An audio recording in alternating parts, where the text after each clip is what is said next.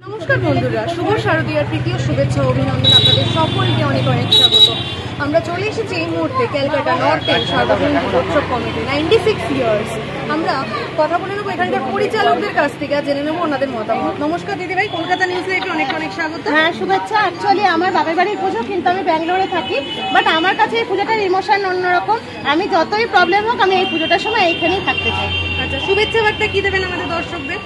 সবাই ভালো করে থাকো, ভালো পুজো কাটো, হ্যাপি দেশেরা। অনেক অনেক ধন্যবাদ।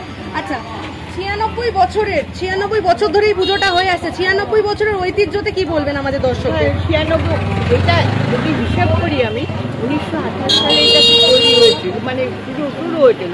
তখন যারা ছিলেন তারা তো এখন নেই। এখন নতুন প্রজন্ম এই পুজোটা করছে, তারা যেটুকু পাচ্ছে তাদের চিন্তাধারা অনুযায়ী পুজোটা চলছে। এইটুকুই বলবো, আর কি বলবো। অসংখ্য ধন্যবাদ জানাই আপনাকে।